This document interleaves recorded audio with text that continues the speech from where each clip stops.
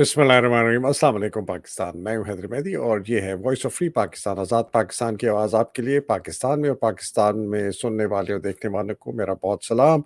आपके comments, criticism, आपकी दुआओं का बहुत शुक्रिया। ख़ास तौर पे मेरे पेट्रन्स का बहुत शुक्रिया जिनके बगैर हम ये जिहाद जारी नहीं रख सकते थे। ऐ मेरे रब, मेरा सीना कुशादा कर दे, मेरा काम आसान बना दे, मेरी ज़ुबान की गिरा खोल दे ताकि वो मेरी बात समझ सके। ये दुआ लोग कहते हैं कि कभी आप अरबी में पढ़ा भीख करते हैं। मैं ज़रूर अरबी पढ़ता हूँ, लेकिन इसका मकसद ये है कि आपको समझ आए कि हम ये दुआ पढ़ किस लिए रहे हैं कि आप तक जाए। आज का जो वीलॉग है जी, उसमें मैं चंद मुख्तलिफ चीज़ों के पहलुओं पर ज़िक्र करूँगा और सबसे पहले जो ज़िक्र है जिसकी अब बहुत ही चर्चा चल रहा है, वो है जी इमरान साहब की जो आर्टिकल है इकोनॉमिस्ट का। उसके अंदर 3-4 चीज़ें जो सामने आई हैं, कुछ सारी की सारी तकरीबन हैरानकुन हैं।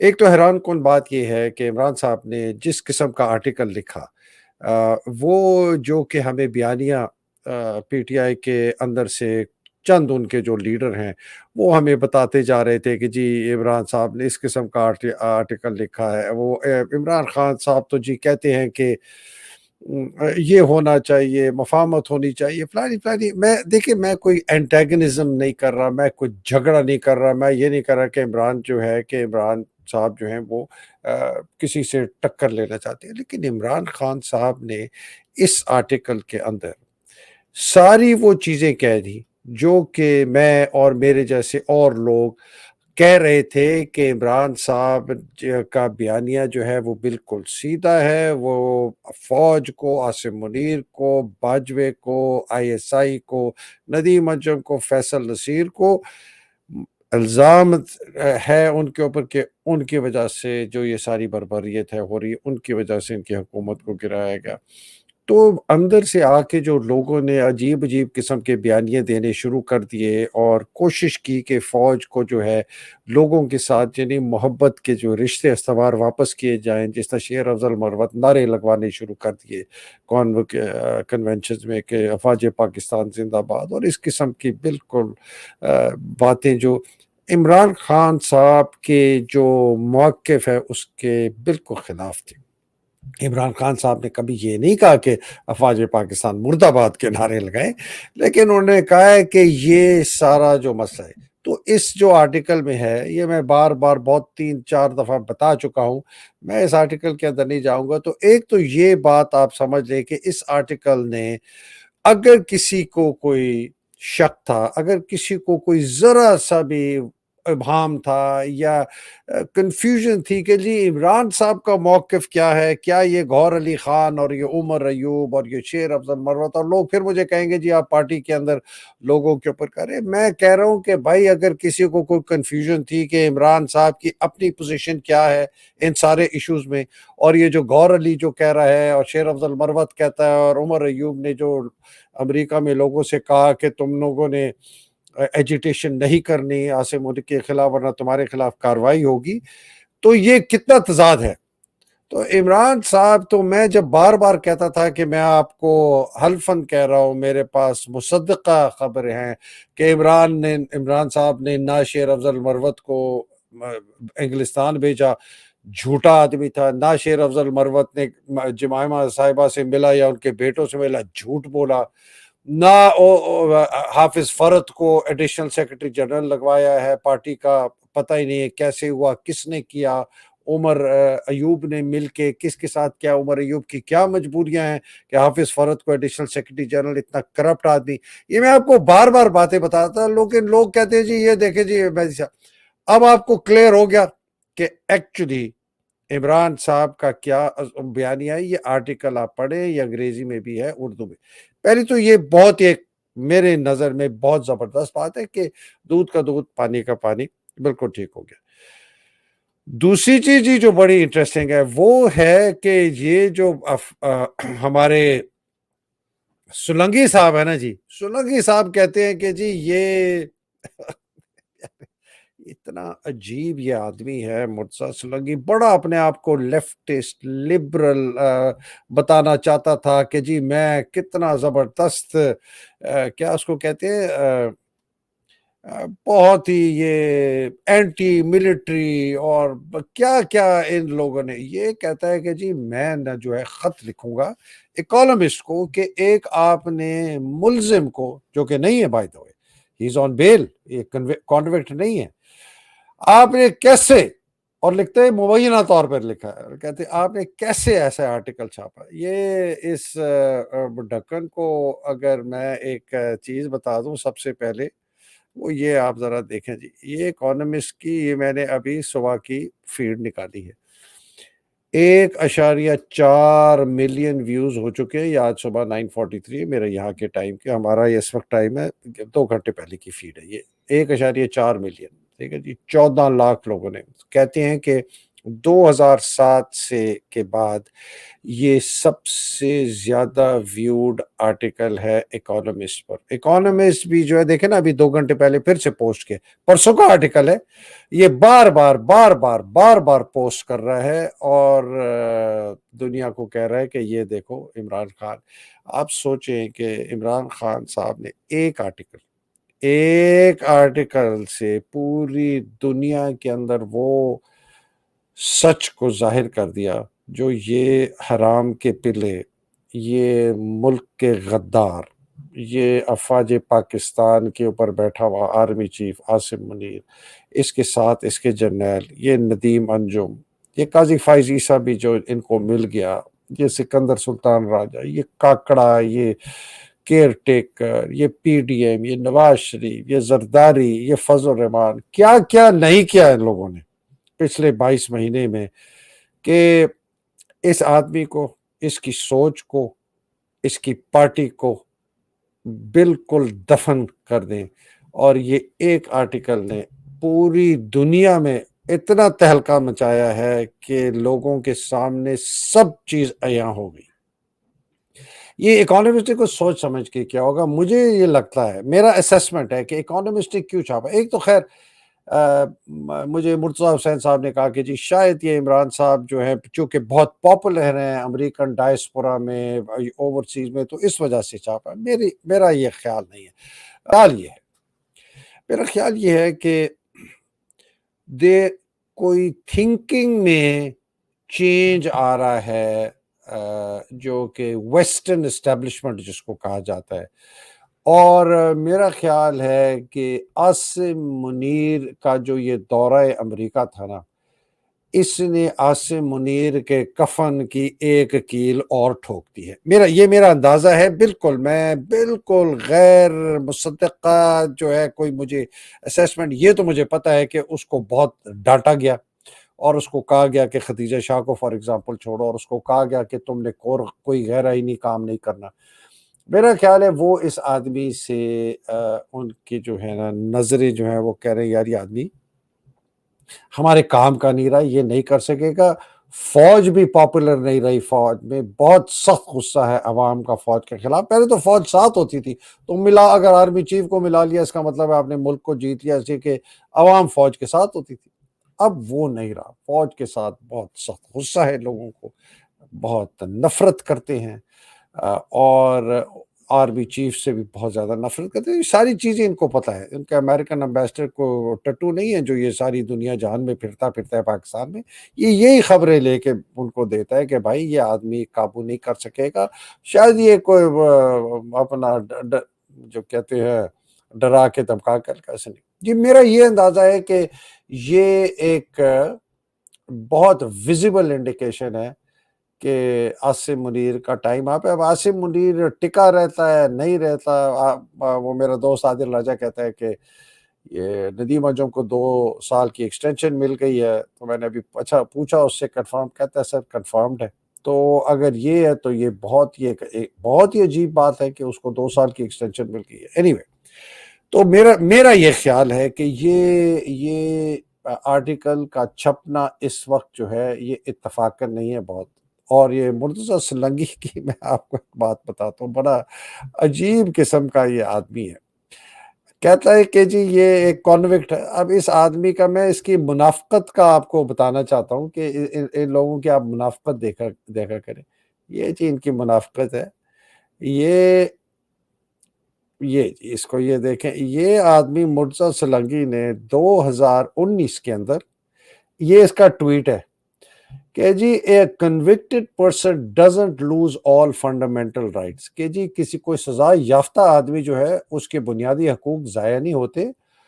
اگر کوئی فائدہ ہوگا عوام کا کہ ایک کانوکٹ جو ہے، ایک قیدی جو ہے، اس کا انٹرویو کیا جائے تو اس میں کوئی بات نہیں، بری بات نہیں ہے.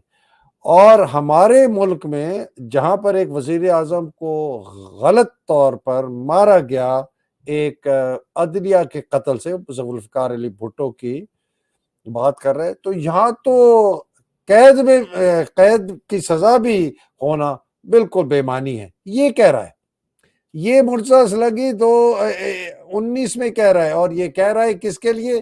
یہ کہہ رہا ہے نواز شریف کے لیے. اب یہ آدمی آج کہتا ہے کہ جی آپ نے کیسے ایک اس کا ایک ملزم کا آرٹیکل چھاپ دیا، میں لکھوں گا تم لکھو گے تمہارے اوپر تو میں جو کہتا ہوں کہ وہ کاکڑ کی کتیا کاکڑ کے اوپر وہ بھی نہیں کرتی، تو تمہارے پاس تو کتیا ہے ہی نہیں، تو تم تو پتہ نہیں کیا کر رہے. سو آئی ایم سوری جی، میں اس طرح کی لینگویج استعمال کرتا ہوں، لیکن یہ اتنے ذلیل غلیظ ترین لوگ ہیں. مرتضی سلنگی جیسے لوگ یہ عکاسی کرتے ہیں میڈیا کے سب سے نچلے درجے کے گٹر کے اندر جو غلاظت ہے نا، یہ اس کی عکاسی کرتے ہیں. اس کے اوپر اور بڑے لیئرز ہیں. یہ حامد میر آج کل جو بڑا چیختا چنگھاڑ رہا ہے بلوچوں کے چکر میں، یہ اس غلاظت کا حامد میر بھی حصہ ہے. یہ کتوں کے وہ جو کہتے ہیں نا running with the hares and hunting with the hounds, یہ خرگوشوں کے ساتھ بھی بھاگتے ہیں اور کتوں کے ساتھ بھی یہ ہنٹنگ کرتے ہیں. یہ ہر جگہ اپنے آپ کو گھسائی کرتے ہیں. جب ان کو نظر آتا ہے کہ یار باجوہ کے چاٹیں تو یہ باجوہ کو چاٹتے ہیں. جب ان کو نظر آتا ہے کہ باجوہ کیا اس کے خلاف وار کرو تو اس کے خلاف وار کرتے ہیں. آج کل عاصم منیر ہے تو یہ بڑے خبیث لوگ ہیں. ان کی باتوں میں مت آئیں، یہ دوغلے ہیں، یہ منافق ہیں، یہ سارے کے سارے. یہ حامد میر شامد میر سب اس میں شامل ہے. ان کی آپ باتوں میں نا حامد میر کے آپ پچھلے 20-25 سال کا آپ کردار اٹھا کے دیکھ لیں جی، بہت بڑا فراڈ ہے. تو یہ مرتضی سلنگی، یہ طلعت حسین جو منہ دبا دبا کے باتیں کرتے ہیں، باقیوں کو تو میں نام ہی نہیں لیتا جو اور ہے، یہ سب منافق ہیں. میں تو حسن نثار کے اوپر بھی مجھے بڑا افسوس ہوا جب بڑی تعریفیں کرنی شروع کر دی اس نے باجوہ کی ایک زمانے میں. یار چلے جی، ہم چلتے ہیں. یہ پاکستان کا المیہ یہی ہے کہ ہمارے جن کو ہم بڑے سمجھتے ہیں کہ جی بڑے دلیر ہیں، یہ ہے، بڑھ کے مارتے ہیں، اور وہ ادھر سے بھی کہتے ہیں کہ یار یہ ہمیں کہنے دینا، اس میں ہماری بھی. اچھا، ایک تو یہ میں دوسری بات کرنا چاہتا ہوں. تیسری بات میں کرنا چاہتا جو کہ میرے لیے ایک افسوس والی بات وہ یہ ہے کہ ایک انہوں نے یہ شروع کیا ہے نیا ڈرامہ. یہ نیا ڈرامہ شروع کیا ہے کہ جی یہ ایک کیبنٹ کی کمیٹی نے پھر 5 جنوری کو ایک نوٹیفیکیشن جاری ہوا ہے کہ جی ہم 9 مئی کے جو واقعات ہیں آپ اس کے اوپر تحقیقات کریں گے. یہ جب 9 مئی کا واقعہ ہوا تھا، آپ کو یاد ہو کہ اس میں مصدقہ طور پر آئی ایس پی آر کی کور کمانڈرز کانفرنس کی پریس ریلیز میں کہا گیا کہ جی ہمیں جو ہے سارے ہمارے پاس شواہد ہیں، ہمارے پاس irrefutable ایویڈنس ہے. مطلب کہ اس کو آپ جو ہے نا وہ بالکل ہمارے پاس ہر چیز مکمل طور پر ہمیں پتہ ہے کہ یہ کس نے کیا، یہ کیسے ہوا، یہ کب. تو آج آپ مئی 2023 کے بعد آج آپ جو ہے 5 جنوری کو کہہ رہے ہیں کہ جی اب ایک کمیٹی بنائی جائے کیبنٹ کے، جس کے اندر جی آپ کا ministry of law and justice, آپ قانون کی وزارت، آپ کی انٹیریئر کی وزارت، آپ کی انفارمیشن اینڈ براڈ کاسٹنگ کی وزارت، ہیومن رائٹس کی وزارت، اور کسی اور کو بھی ہم ڈال. اوئے تم نے ڈیفینس منسٹری کیوں نہیں ڈالی کہ تم سے پوچھا جائے کہ جب لوگ 4 بجے چلے چیرنگ کراس سے اور 6، 6:15، 6:30 بجے پہنچے، تو اس 2.5 گھنٹے میں کوئی فوجی یونٹ نہیں، کوئی QRF نہیں، کوئی 10 ڈیو کی یونٹ نہیں، کوئی 11 ڈیو کی یونٹ نہیں، کوئی رینجرز کی یونٹ نہیں، کوئی آپ کا پولیس کا کوئی دستہ نہیں، کسی نے اس موب کو 2.5 گھنٹے تک آتے ہوئے نہیں روکا. مجھے یہ بتائیں پہلے، یہ تو منسٹری آف ڈیفینس سے پوچھنا چاہیے نا، اور انٹیریئر میں تو خیر آ جائے گی رینجر. تو ساتھ اس کے گھر کے 800 گز پہ وہ ہے جناب آپ کی اس کا پتہ نہیں ایس ایس پی کا گھر ہے یا کس کا. یہ بکواس ہے، ڈھونگ ہے. یہ کر رہے ہیں جی کس لیے؟ یہ اس لیے کر رہے ہیں کہ انہوں نے ایک نیا ڈرامہ شروع کرنا ہے کہ کسی طریقے سے عمران صاحب کو سزا دی جائے. یہ میرا انداز ہے، اور فیل ہو جائے گا. جتنے انہوں نے پہلے حربیں استعمال کری ہیں فیل ہو جائیں گی، اور یہ چیز بھی فیل ہو جائے گی. تو اس کے ساتھ جو افسوس والی بات ہے نا، وہ میں یہ دکھانا چاہتا ہوں. جو اب آپ یہ دیکھیں، یہ ہماری ان کا ذرا ان کی ذرا دیکھیں آپ، یہ ذرا دیکھیں. اللہ،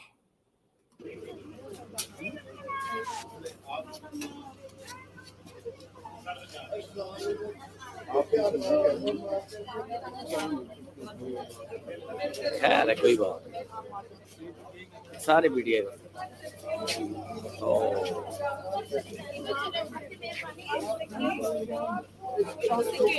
25 دن بعد اپنے بچوں سے ملتے ہیں.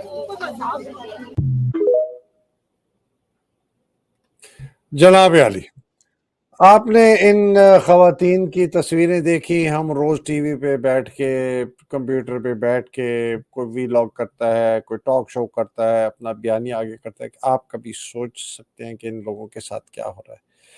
یہ ہماری جو خواتین کے ساتھ جو میں روز ان کے لیے دعا کرتا ہوں، یہ اتنی دلیر ہیں. یہ 9 مئی والی ہیں جن کے مطلب اب آپ کو 9 مئی کی آپ نے حالات پر آپ نے ان خواتین کو اریسٹ کیا ہوا ہے. یہ ان کو میرا خیال ہے 7 8 مہینے ہو گئے، 240 دن سے زیادہ ان لوگوں کے ہو گئے.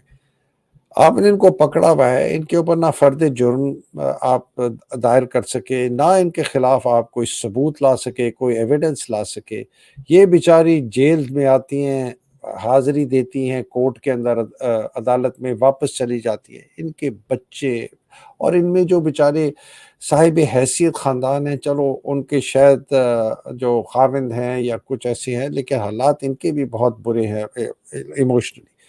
لیکن آپ سوچیں کہ جن بیچاروں کی جو خواتین صاحب حیثیت نہیں ہیں، ایک بہت ہی average middle class, lower middle class یا غریب گھرانوں سے ہیں، آپ سوچیں ان کے ساتھ کیا ہو رہا ہے. اور آپ سوچیں یہ آرڈر کون دے رہا ہے، اور آپ سوچیں کہ اس کے احکامات directly army chief Asim Munir سے آتے ہیں. لوگ مجھے کہتے ہیں آپ بار بار اس کا نام لیتے ہیں. میں نے کہا اس کے نام لیے بغیر پاکستان کا مسئلہ آپ کو سمجھ ہی نہیں آ سکتا ہے. اگر آپ سمجھتے ہیں کہ کسی اور کے پاس طاقت ہے اس قسم کی جاریت، بربریت اور بیہودہ بدماشی خواتین کے خلاف کرانے کی علاوہ عاصم منیر کی، تو آپ کو پاکستان کا مسئلہ ہی نہیں پتا. پاکستان کا مسئلہ ہی یہ ہے کہ اس کا آرمی چیف اتنا طاقتور ہے، اس کے پاس اتنی طاقت ہے، وہ بے لگام طاقت ہے، بے قابو طاقت ہے. اس کا اپنا ادارہ اس کی طاقت نہیں کنٹرول کر سکتا. اس ملک کے اندر کوئی ادارہ نہیں ہے جو اس کی طاقت کو کنٹرول کر سکتا. جب تک یہ ہے مسئلہ پاکستان کا، جب تک آپ اس فوج کے آرمی چیف کی طاقت کو قابو نہیں کریں گے، اس فوج کے اندر بے لاگ طاقت جو جرنیل استعمال کرتے ہیں، آئی ایس آئی والے استعمال کرتے ہیں، ان کے ماتحت نیچے ان کے بریگیڈیئر، کرنل، میجر، کپتان، حوالدار، صوبیدار استعمال کرتے ہیں، جب تک آپ اس کو قابو نہیں کریں گے، اور جب تک آپ اس کا احتساب نہیں کریں گے، اور جب تک اس طاقت کو غلط استعمال کرنے والوں کو آپ ایسی سزا نہیں دیں گے جس کو مثالی سزا کہتے ہیں، ایگزیمپلری پنشمنٹ نہیں دیں گے، پاکستان کا مسئلہ حل نہیں ہو سکتا ہے. یہ میں بہت عاجزی سے کہہ رہا ہوں. یہ میں فوج کے خلاف بات نہیں کر رہا ہوں. میں کہہ رہا ہوں کہ آپ کے ہاتھ کے اندر جو چاقو چلانے والا ہے، اگر وہ پاگل ہے، آپ نے چاقو کو سزا نہیں دینی، آپ نے چاقو چلانے والے کو سزا دینی ہے، جو چاقو مار رہے ہیں لوگوں، جو پستول کو استعمال کر رہے ہیں. تو یہ ہمارا ایک بہت کلیئر ہے آخر میں جی میں ایک بہت کرنٹ ایک ایشو پر بات کرنا چاہ رہا ہوں. وہ ایشو ہے جی یہ ہماری جو بیٹی ہیں جن کے والد صاحب کو کیفے الانتو سے ان کی ذرا یہ بیانیہ سنیے عمر ڈار کی بیٹی کی. اس ٹائم میں ڈی ایچ اے فیس 3 کے زیڈ بلاک کیفے لانتو کی اس برانچ پہ ہوں جہاں سے میرے بابا اغوا ہوئے 29 دسمبر کی رات بٹوین 10:30 PM ٹو 12 PM. وہ ایگزیکٹلی اسی ٹیبل پہ ٹائم کر رہے تھے اور یہ اس کے اوپر کیمرے ہیں. اور پھر انہوں نے کہا کہ ان کے پاس ڈی وی آر میں فوٹیج موجود نہیں ہے. ایگزیکٹلی اسی ڈی ایچ اے کی برانچ نے کیفے لانتو کی اس برانچ نے ریکارڈ ٹیمپرنگ کی ہے. اس برانچ نے فیسیلیٹیٹ کی ہے پنجاب پولیس کو ان کے اغوا کے اندر. اس کے باہر جدھر میں کھڑی ہوں 5 کیمراز دیٹس اباؤٹ 5 کیمراز موجود ہیں. اس کے باوجود ان کے پاس ڈی وی آر میں 10:30 PM سے 12 AM تک کا کوئی ریکارڈ نہیں ہے. اس کے سراؤنڈنگ ایریاز میں عظما اشفاق سیلون ہے, فاضل برائڈل اسٹوڈیو سیلون ہے, گرینڈیور انٹیریئر ہے, سٹی پروجیکٹ ہے. یہاں پہ 4 سے 5 گھر ہیں. کتنی انٹرسٹنگ بات ہے, کتنا انٹرسٹنگ کوئنسیڈنس ہے کہ 10:30 بجے سے لے کے 12 بجے تک کے جو ڈی وی آرز ہے اس کے اندر کسی کے پاس ریکارڈ نہیں. میں یہاں پہ کھڑی ہوں, میں یہاں پہ کھڑے ہو کے یہ بات کہنا چاہتی ہوں کہ انہوں نے فیسیلیٹیٹ کیا پنجاب پولیس کو. اور میری ریکویسٹ ہے آپ سب سے کہ بوائکاٹ کریں لانتوں کی اسی برانچ کو, اس اسپیسیفک برانچ کو. انہیں پتا چلے کہ اس ملک میں ہم کسی کو اگر فیسیلیٹیٹ کرتے ہیں جرم میں پنجاب پولیس کو, تو عوام اس چیز کو ٹالریٹ نہیں کرے گی. آئی وانٹ کہ میری پوری عوام میرا یہ میسج سنے کہ بوائکاٹ الانتو D H A phase 3 Z block. انہوں نے فیسیلیٹیٹ کیا پنجاب پولیس کو, انہوں نے سہولت کاری کی ہے پنجاب پولیس کی, انہوں نے ایویڈنس کو ہائڈ کی ہے. یہ ایک لا ابائڈنگ کمپنی نہیں ہے, ایک لا ابائڈنگ ریسٹورینٹ نہیں ہے یہ برانچ.